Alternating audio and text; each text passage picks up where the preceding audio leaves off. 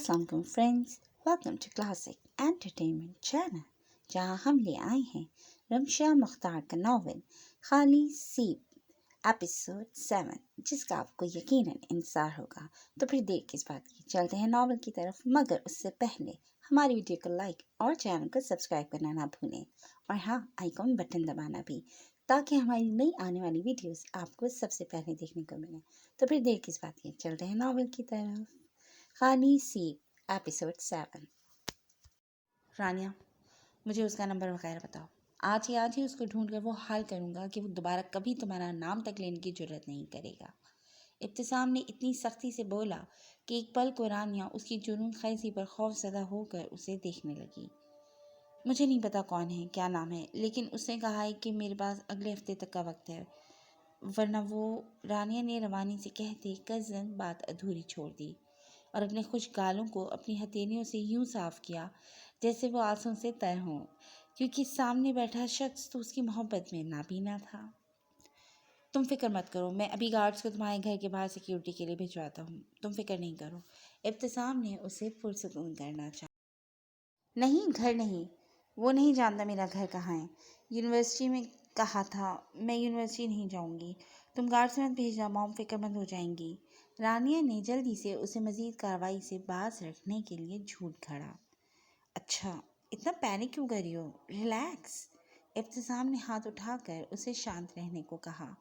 दफतन रानिया के फ़ोन की घंटी बजी। जगमग करती स्क्रीन को देखते उसने सरत से कॉल उठाई थी। जी मॉम, बस आ रही हूँ, उसने जल्दी से कहकर फ़ोन काटा। अच्छा इब्तिसाम, मैं चलती हूँ, मॉम नाराज़ हो रही हैं। रानी उजलत में अपना बैग और फ़ोन हाथ में थामती उठ खड़ी हुई थी। अभी कहाँ, ऐसे कैसे? इब्तिसाम ने भी खड़े होते उसे रोकना चाहा। प्लीज़ अभी जाने दो, हम रात में पक्का बात करेंगे। तुम जानते हो ना मॉम को, वो मुझसे पहले ही हमवक्त नालाह रहती हैं। अब अगर मज़ीद देरी हो गई तो वो घर से निकलने नहीं देंगी। रानिया बर्जिस्तगी से कहती मज़ीद उसे बोलने का मौका दिए बगैर बाहर की जानिब बढ़ गई। इब्तिसाम उसे जाता देखकर महज सांस भर कर रह गया। झिंगरों के शोर के साथ रात की स्याही ने हर शय को अपनी लपेट में ले लिया था। आज आसमान पर तारे तो थे, पर चांद कहीं नहीं था। शायद आज चांद भी उसका मददगार होना चाहता था। ऐसे में खूबसूरत शानदार हवेली के सामने सड़क पार बने इसी तर्ज के गैर आबाद मकान की दीवार के साथ एक उगी बोगनवेलिया की घनी बेल की ओट में एक ह्योला अपनी स्याह संजीदा निगाहें इस शानदार हवेली पर गाड़े खड़ा था। उसने एक नज़र घड़ी पर डाली, जहाँ 9 बजने चंद ही सेकंड बाकी थे। वो अपनी पी कैप और वेस्ट पर बेल्ट की तरह जमा स्याह बैग दुरुस्त करता मुस्ताद होकर खड़ा हुआ। शायद इस लम्हे के लिए वो घंटों से इस गर्मी और अंधेरे में खड़ा हवे इंतजार था, वो आन पहुंचा था। अभी चंद सानिये से होंगे कि एकदम से पूरी स्ट्रीट की रोशनी गायब हो गई। वो सिरत से दौड़ता हुआ दीवार तक आया। उसके पास सिर्फ 2 मिनट थे, क्योंकि उसके बाद जनरेटर ऑन हो जाना था और स्ट्रीट वापस रोशन हो जानी थी। घर के अंदरूनी हिस्से में रोशनी थी, बस बाहर ही अंधेरा भरा था। उसने मुहतात नजरों से अतराफ में देखा और फिर एक जस्ट में ही दीवार पर चढ़ता दूसरी जानिब कूद गया। उसके कदम जमीन पर लगने की देर थी कि स्ट्रीट फिर से रोशन हो गई। आगे एक तवील लॉन था, जिसके एंड वस्त में ये हवेली थी। वो तो सच शुक्र कि वो घर के अगले हिस्से में था, वरना गार्ड्स की नजर से बचना यकीनन कठिन होता। वो रेंगता हुआ पौधों के पीछे छुप गया, फिर आहिस्तगी से घुटनों के सहारे ऊपर होकर अपनी मतलूबा मंजिल यानी दूसरे फ्लोर पर मौजूद उस कमरे को देखा जिसकी बत्ती रोशन और खिड़की खुली थी।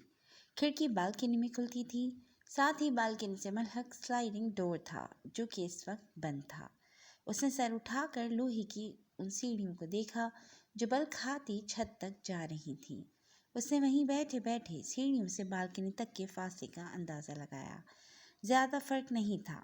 सीढ़ियाँ चढ़ता आदमी थोड़ी सी एहतियात और कोशिश के साथ आराम से बालकनी में कूद सकता था। उसने यही राह चुनने का फैसला किया और यूं ही बचते बचाते सीढ़ियों के पास आया। सीढ़ियों के इख्तिताम पर लोहे का एक छोटा सा दरवाज़ा था, इस वक्त ताला लगा था। مگر سیڑھیوں کی ریلنگ زیادہ اونچی نہیں تھی۔ اس نے دروازے اور ریلنگ پر ہاتھ جما کر ٹانگ اٹھائی اور اوپری زینے پر رکھ لی۔ اسی طرح ریلنگ تھام کر دوسری ٹانگ بھی اٹھا کر اوپر لے آیا۔ اب وہ بنا آواز کے آہستگی سے زینے چڑھ رہا تھا۔ بالکنی سے کچھ زینے اوپر آ کر ریلنگ تھامے احتیاط سے باہر کی جانب لٹک گیا اور پھر ہاتھ چھوڑ دیے۔ وہ دھپ سے بالکنی میں گرا تھا، پھر کپڑے جھاڑتا اٹھ کھڑا ہوا۔ سلائڈنگ ڈور بند تھا۔ وہ چند قدم آگے بڑھاتا کھڑکی کے ساتھ کھڑا ہو گیا۔ پردے ہٹے ہوئے تھے اور اندر کا منظر واضح تھا۔ سامنے صوفے پر وہ بازو سینے پر لپیٹے، سر صوفے کی پشت پر ٹکائے، آنکھیں مندے ہوئے تھی۔ بروج اس کا ایک رخ ہی دیکھ رہا تھا۔ وہ احتیاط سے کھڑکی سے اندر داخل ہوا۔ پاؤں زمین پر واپس جماتے ہلکا سا ارتعاش ہوا تھا، مگر وہ اپنی سوچوں میں اس قدر منہمک تھی کہ کوئی حرکت نہیں کی۔ بروج نے احتیاط سے مڑ کر کھڑکی بند کی۔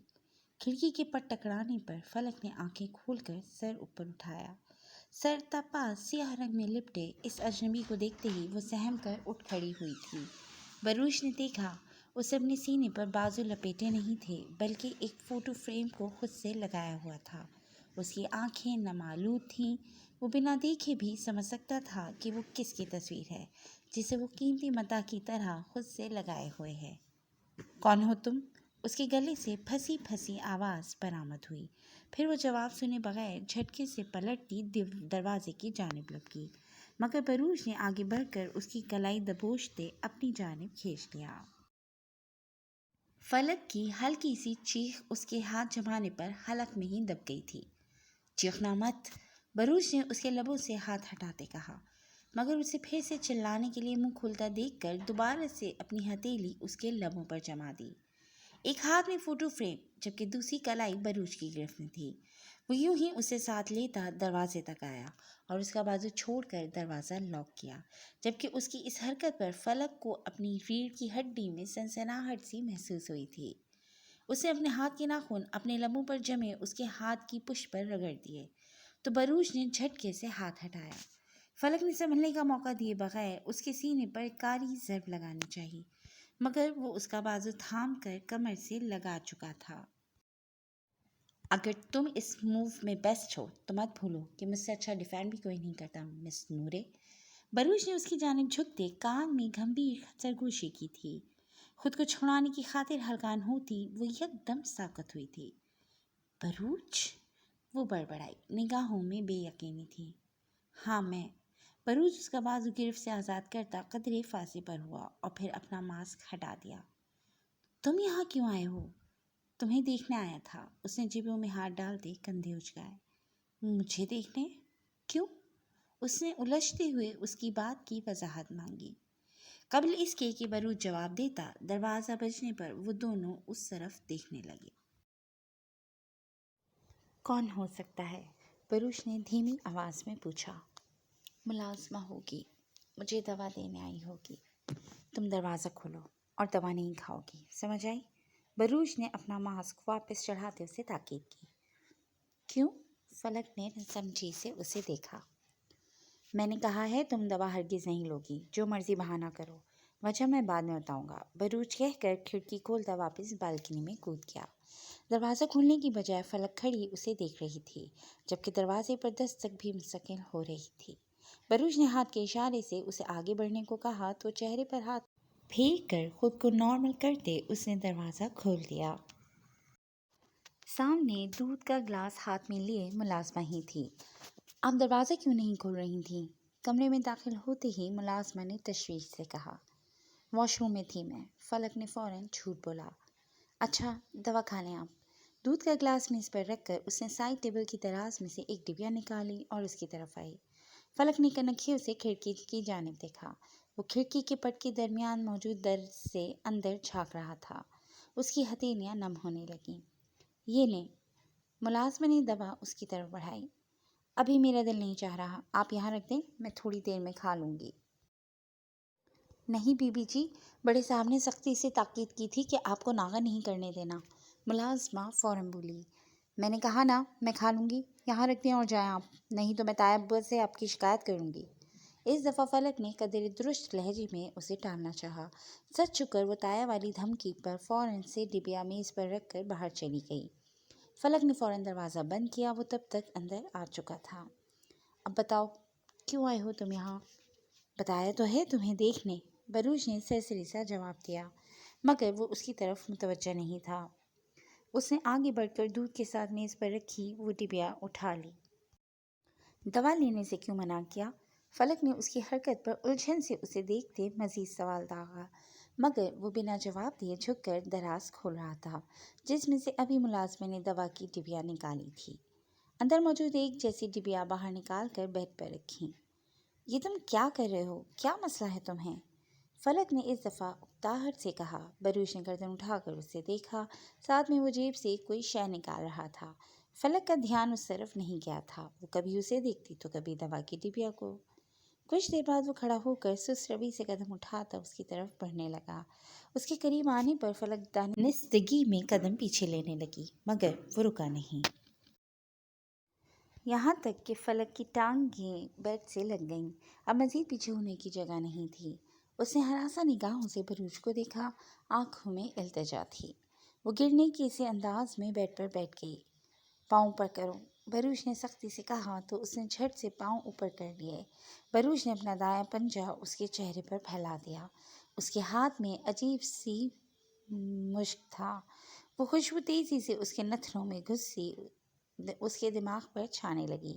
آنکھیں خود بخود بند ہونے لگیں، یہاں تک کہ اس کا سر پیچھے کو لڑک گیا، مگر بروج نے بروقت دوسرے ہاتھ سے اس کا سر تھاما اور تکیے پر رکھ دیا۔ پھر بیڈ کور اڑا کر دوائیوں کی جانب آیا اور اپنے چھوٹے سے بیگ میں سے چند شیشیاں نکالیں۔ ان میں موجود گولیوں کو ان شیشیوں میں منتقل کر کے دراز میں رکھنے کے بعد اصل گولیاں ایک پلاسٹک بیگ میں رکھ کر اپنے بیگ میں ڈال لیں۔ ایک الوداعی نظر اس کے ہوش و خرد سے بیگانہ معصوم چہرے پر ڈال کر وہ کھڑکی سے بالکنی میں کود گیا اور پھر ریلنگ تھام کر سیڑھیوں کے ذریعے جس طرح آیا تھا ویسے ہی چلا گیا۔ فلک کو لے کر وہ بے فکر تھا، کیونکہ جو دوا اسے سنگھائی گئی تھی اس کے بعد اسے رات کی یہ کارکردگی بھول جانی تھی۔ یہ قریب رات کے 2:30 کا وقت تھا۔ خوبصورتی سے آراستہ اس ڈرائنگ روم میں سنگل صوفے پر بیٹھا وہ شخص ٹیبل پر پڑے زرد لیمپ کی روشنی میں بھی پہچانا جا رہا تھا، البتہ سامنے موجود نفس مکمل اندھیرے میں تھا۔ کیا اب بھی میری بات سے اختلاف ہے؟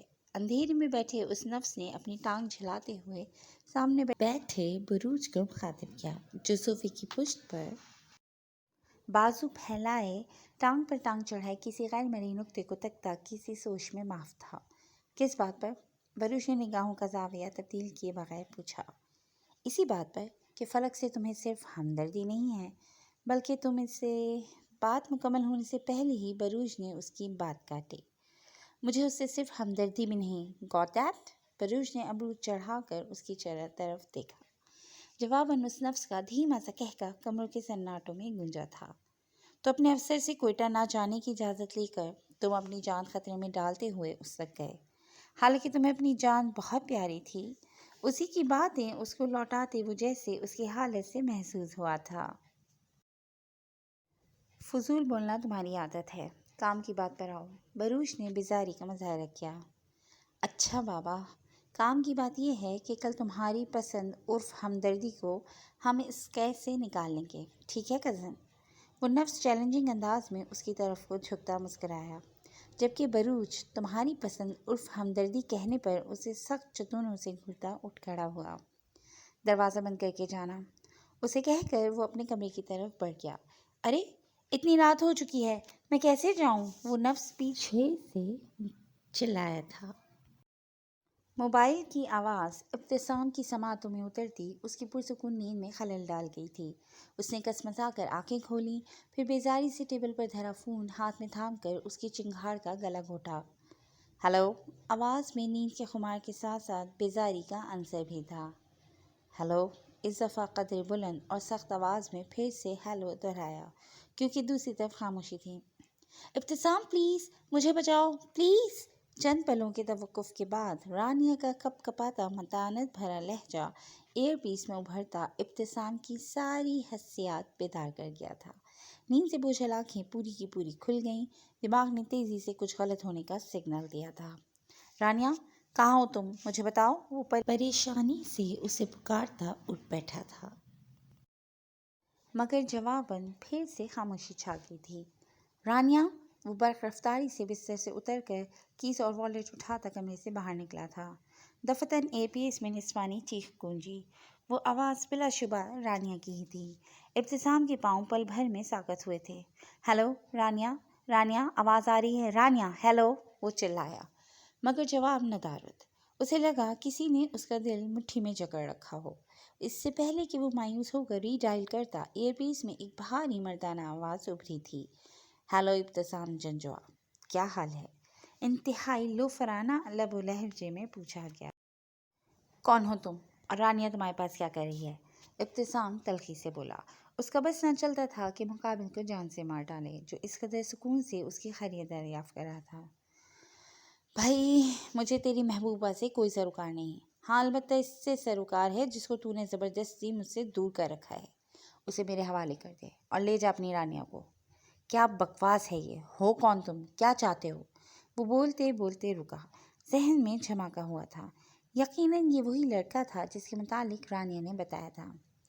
بھائی، نور فلک ہمدانی ہے میری چاہت، اسے مجھے سونپ دے۔ اگر تو گھنٹے کے اندر اندر اسے مطلوبہ جگہ پر لے کر نہ آیا تو بھول جانا اپنی اس رانیہ کو۔ بات کرتے کرتے شاید اس نے رانیہ کو ٹھوکر ماری تھی، تبھی تو وہ بلبلا اٹھی تھی۔ میں کیوں تم پر یقین کروں؟ ابتسام جنجوا، یقین تو تجھے کرنا ہوگا، کیونکہ اس وقت بازی میرے ہاتھ میں ہے۔ اب اگر تو نے کام کے علاوہ ایک لفظ ہی فالتو بولا نا، تو یاد رکھنا حساب یہ لڑکی دے گی۔ مجھے اب عمل کر کے دکھا۔ چل شاباش کمینے ذلیل، خبردار جو تو نے اسے ہاتھ بھی لگایا تو۔ ابتسام غصے کی زیادتی سے دھاڑا۔ ایک دفعہ پھر سے وہ کراہی تھی۔ میں تیری جان لے لوں گا تو بھی۔ ابتسام رانیہ درد سے چیخ اٹھی تھی۔ اچھا، میں لاتا ہوں اسے، لاتا ہوں۔ ابتسام بے بسی سے بول اٹھا۔ یہ ہوئی نا بات؟ 1 گھنٹے میں سے 5 منٹ تو نے فالتو کی بحث میں ضائع کر دیے، اب بچتے ہیں 55 منٹ۔ اسے لے کر جلدی پہنچ۔ اسے متنبہ کر کے کھٹاک سے فون بند کر دیا گیا تھا۔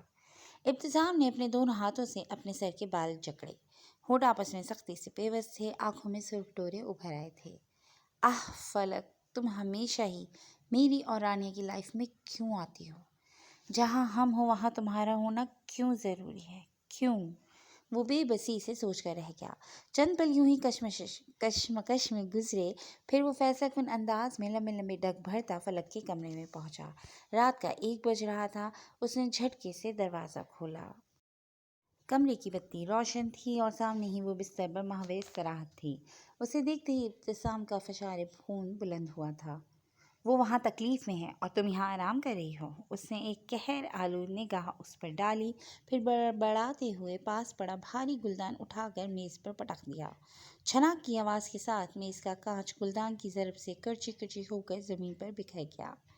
فلک ہڑبڑا کر اٹھی تھی۔ دھک دھک کرتے دل کے ساتھ اس نے کرچیوں میں بٹا میز کا کانچ اور گلدان دیکھا، پھر ابتسام کو دیکھا جو دروازے کے قریب کھڑا شعلہ بار نگاہوں سے اسے گھور رہا تھا۔ کیا ہوا؟ وہ گھگیائی۔ نیچے اترو جلدی، ابتسام نے سختی سے کہا۔ کیوں؟ وہ ناسمجھی سے اسے دیکھنے لگی۔ ابتسام نے ناگواری سے گھڑی پر نگاہ ڈالی۔ اس کے پاس ضائع کرنے کے لیے وقت نہیں تھا۔ وہ آگے بڑھا اور جھٹکے سے اس کا بازو دبوچ کر بستر سے نیچے گھسیٹا۔ کیا کر رہے ہو تم؟ چھوڑو مجھے، تم پاگل ہو۔ فلک نے مچلتے ہوئے اپنا آپ چھڑانا چاہا، مگر وہ نظر انداز کرتا اسے تقریباً گھسیٹتا ہوا کمرے سے باہر نکلا تھا۔ ابتسام، تم کیا کر رہے ہو؟ چھوڑو مجھے پلیز، کہاں لے جا رہے ہو؟ وہ منت سماجت کرتی اپنا آپ چھڑانے کی صحیح کر رہی تھی، مگر دوسری طرف بے حس انسان ایک کی زندگی کی خاطر دوسری کو قربان کرنے جا رہا تھا۔ اب وہ رونے لگی تھی۔ آنسو قطار در قطار آنکھوں سے بہہ رہے تھے تو دوسری طرف آواز بھی بلند ہوئی تھی۔ شور و غل سن کر کئی ملازم اپنے کوارٹر سے نکل کر دوڑے چلے آئے تھے۔ اندر کا منظر ہی انوکھا تھا۔ ابتسام فلک کو ہاتھ سے پکڑ کر بیرونی دروازے کی جانب بڑھ رہا تھا اور وہ روتی کرلاتی اس کی منتیں کہہ رہی تھی۔ ابتسام، بابا یہ آپ کیا کر رہے ہیں؟ فلک کی خدمت معمور ملازمہ نے ہمت کر کے اسے روکنا چاہا۔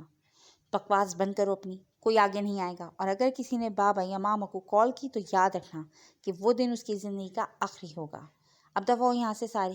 اس کی آواز میں اس قدر جلال تھا کہ سب ملازم افسوس سے سر ہلاتے واپس اپنے اپنے کمروں کو پلٹ گئے۔ پورچ میں لا کر ابتسام نے گاڑی کا پچھلا دروازہ کھول کر اسے اندر پٹکا، خود گھوم کر ڈرائیونگ سیٹ پر آیا اور زن سے گاڑی آگے بڑھا دی۔ کیا مسئلہ ہے تمہیں؟ مجھے کہاں لے کر جا رہے ہو؟ مجھے نہیں جانا تمہارے ساتھ۔ برق رفتاری سے سڑک پر آگے بڑھتی گاڑی کی پچھلی نشست پر وہ بمشکل خود کو سنبھالتی چلائی تھی، بکواس بند کرو اپنے جو بوائے فرینڈ بنا کر چھوڑے ہیں نا، انہی کے پاس لے کر جا رہا ہوں۔ اس کا کاردار لہجہ حد درجہ نفرت لیے ہوئے تھا۔ وہ سختی سے آنکھیں رگڑتی تیزی سے بھاگتے راستوں کو دیکھ رہی تھی۔ دماغ سن ہو چکا تھا۔ ابتسام کی ایک بات بھی اسے سمجھ نہیں آئی تھی، آنکھوں سے سیال تھے کہ تھمنے کا نام ہی نہیں لے رہے تھے۔ قریب 20 منٹ کی ڈرائیو کے بعد اس نے جھٹکے سے گاڑی روکی اور فون ہاتھ میں لیتا گاڑی سے اتر گیا تھا۔ فلک نے ہراساں آنکھوں سے آس پاس دیکھا، دور دور تک کسی زو روح کا شائبہ تک نہ تھا۔ اگر ابتسام نے مجھے یہاں تنہا چھوڑ دیا تو؟ یکدم ہی ذہن میں خیال ابھرا۔ خوف کی ایک لہر بڑی تیزی سے اس کے بدن میں سرایت کر گئی تھی۔ اسے اپنی ٹانگیں بے جان ہوتی محسوس ہوئیں۔ اگر اس کے پاس بھاگ جانے کا کوئی موقع تھا، تب بھی جگہ کو دیکھ کر اس کی ہمت ٹوٹ گئی تھی۔ بابا، آپ نے اپنی نورے کو کیوں تنہا چھوڑ دیا؟ آج آ کر اس کی ٹانگ پھر سے وہیں آ کر ٹوٹی تھی۔ دل کو کوئی شے اندر ہی اندر چاٹ رہی تھی۔ اس نے سینے پر ہاتھ رکھتے ایک گہرا سانس لیا۔ ہیلو، میں لے آیا ہوں فلک کو، ابتسام نے اس کڈنیپر کی کال آتے ہی اطلاع دی۔ بہت خوب، اب پیچھے مڑ اور گاڑی کی طرف منہ کر کے کھڑا ہو جا۔ اس سے جیسا کہا گیا اس نے تعمیل کی اور گاڑی کی طرف رخ کر کے کھڑا ہو گیا۔ نظر روتی کپ کپاتی فلک پر پڑی، جو آنکھوں میں خوف لیے آس بھری نگاہوں سے اسے دیکھ رہی تھی۔ دل کو ترس آیا، اس نے فوراً نگاہ پھیری۔ ان کا رشتہ کبھی بھی مضبوط نہیں رہا تھا کہ دل میں کزنس ہونے کے ناطے ہی تھوڑی عزت، احساس یا محبت جگہ بناتی۔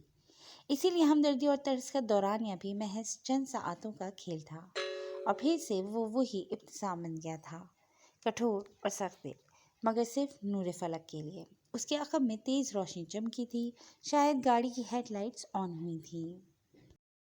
نکال کر لال لڑکی کو، پیچھے سے اگلا حکم جاری ہوا تھا۔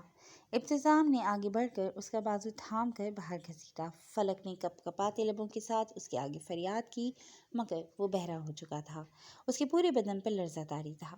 ابتسام نے اب رخ ان کی جانب موڑا، جہاں ایک نقاب پوش ہاتھ میں پکڑی بندوق رانیہ کے سر پر تانے کھڑا تھا۔ رانیہ! فلک اسے دیکھ کر چونکی تھی۔ اس کے ہاتھ بندھے تھے اور منہ پر ٹیپ لگی تھی، بال بکھرے اور کپڑوں کی حالت بھی ابتر تھی۔ اسے بھیج ادھر، نقاب پوش نے فلک کی طرف اشارہ کیا تو ابتسام نے اسے ذرا سا آگے دھکیل دیا۔ وہ نائٹ سوٹ میں ملبوس ننگے پاؤں تھی۔ اس نے پلٹ کر ایک نظر ابتسام کو دیکھا، جو اس کی بجائے رانیہ کو دیکھ رہا تھا۔ اس کا وجود اس وقت شخص کے لیے بے معنی تھا، جس نے آج سے پہلے کبھی احساس نہیں کیا وہ آج کیا کرتا۔ فلک کو آج ابتسام جنجوا سے نفرت محسوس ہوئی تھی، شدید نفرت۔ آنسو ہنوز آنکھوں سے ٹوٹ ٹوٹ کر گر رہے تھے۔ اس کا دل چاہا وہ یہیں سڑک پر بیٹھ کر ماتم کرے، گلا پھاڑ پھاڑ کر روئے، یہاں تک کہ عرش و فرش کپ کپا اٹھے۔ آگے کنواں تو پیچھے کھائی تھی۔ حالات تھوڑے تھوڑے اس کی سمجھ میں آنے لگے تھے۔ ابتسام رانیہ کو چھڑانے کے بدلے اس کا سودا کر رہا تھا۔ چاند نے دکھ سے یہ سودا دیکھا تھا۔ آج دنیا میں یہ لڑکی سب سے زیادہ قابل رحم لگی تھی، مگر تقدیر مطمئن تھی، کیونکہ اس میں فلک کی بہتری تھی۔ تبھی کراہنے کی آواز پر وہ ایک دفعہ پھر سے ابتسام کی طرف پلٹی، جو سر پر ہاتھ رکھے زمین پر گھٹنوں کے بل گرا تھا۔ اس نے خوف سے اس کے عقب میں اس سیاہ لباس میں لپٹے نقاب پوش کو دیکھا، جو شاید جھاڑیوں میں چھپا تھا، اور اب ابتسام کی گردن میں ایک ہی کاری ضرب لگاتے اسے بے ہوش کر دیا تھا۔ حقیقت میں سانسیں تو تب اٹکیں جب اس نے ابتسام کے بعد اسے خود کی طرف بڑھتے پایا۔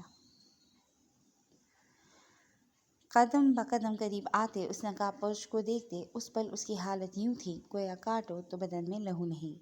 چہرہ لٹھے کے مانند سفید پڑ چکا تھا۔ اب وہ بالکل اس کے نزدیک آ گیا تھا، یوں کہ ابتسام اور سارے مناظر اس کے پیچھے چھپ گئے تھے۔ اس نے وحشت زدہ نگاہیں اوپر اٹھائیں۔ اس شخص نے اپنا ایک ہاتھ اس کی گردن کے پیچھے رکھا۔ فلک نے خوف سے آنکھیں میچ لیں، مگر اس شخص کی گرفت میں نرمی تھی۔ اس کا سرد ہاتھ اس کی گردن کو چھوتے ہی اس کے تن بدن میں سنسنی سی دوڑا گیا۔ اس کے دوسرے ہاتھ نے جیسے ہی اس کے چہرے کو چھوا، فلک نے پٹ سے آنکھیں کھول دیں۔ فلک کو لگا اس کی سانسیں بجھل ہو رہی ہیں، کوئی چیز اس کی سانسوں کے ذریعے اس کے اندر تک سماتی اس کے دماغ کو سن کر رہی تھی۔ آنکھیں بند ہونے لگی تھیں۔ دماغ کے مکمل غنودگی میں جانے سے پہلے اس کی نظروں نے پی کیپ کے سائے میں جھانکتی سیاہ سنجیدہ آنکھیں دیکھی تھیں، اور پھر وہ بے دم سی ہوتی اس کے بازو میں جھول گئی تھی۔ بروچ احتیاط سے اسے گاڑی میں ڈال کر اب دوسرے نقاب پوش کے ہمراہ ابتسام کو اٹھا کر اس کی گاڑی میں ڈال رہا تھا۔ دروازہ بند کر کے وہ پلٹا۔ بہت شکریہ حارث یار، اس نے دوسرے نقاب پوش کے کندھے پر دھپ رسید کی۔ حارث نے مسکراتے ہوئے نقاب ہٹایا۔ کوئی بات نہیں میرے یار، تجھے تو پتہ ہے کہ مجھے ان کاموں میں کتنا مزہ آتا ہے، اسپیشلی اگر… اس نے بروچ کو ہاتھ کے اشارے سے نزدیک آنے کا کہا تو وہ پرتجسس سا اس کی طرف جھکا۔ اسپیشلی اگر دو بچھڑے ہوں کو ملانا ہو اور غیر قانونی طریقہ ہو تو کیا ہی بات ہے۔ اپنی بات مکمل کر کے وہ سیدھا ہوا، جبکہ بروچ نے رکھ کر اس کے کندھے پر ایک دھموکا جڑا۔ تو بکواس کرنے سے باز نہیں آئے گا، میں نے کتنی دفعہ کہا ہے کہ مجھے اس لڑکی سے کوئی سروکار نہیں۔ بروچ نے خاصی لاپرواہی سے کندھے اچکائے تھے۔ تو جگر مجھے یہ سچائی تیری آنکھوں میں نظر کیوں نہیں آ رہی؟ حارث نے معصومیت کا مظاہرہ کرتے نکتہ اٹھایا۔ کیونکہ تیری نظریں صرف اپنی محبوبہ کی آنکھیں پڑھ سکتی ہیں، اور میں تیری محبوبہ نہیں ہوں، اس لیے یہ حربے صرف عریشہ بھابھی پر آزمایا کر۔ بروچ نے دانت کچکچائے تو جواباً حارث کی طرف سے بدتیزی کی بھرپور نمائش پر اس کی ہنسی چھوٹ گئی۔ رانیہ نے آواز نکال کر ان دونوں کو متوجہ کرنا چاہا جو اس سے ذرا دور کھڑے ایک دوسرے سے بحث کر رہے تھے۔ تم ذرا خاموشی سے کھڑی رہو، بروچ نے انگلی اٹھا کر اسے ڈپٹا۔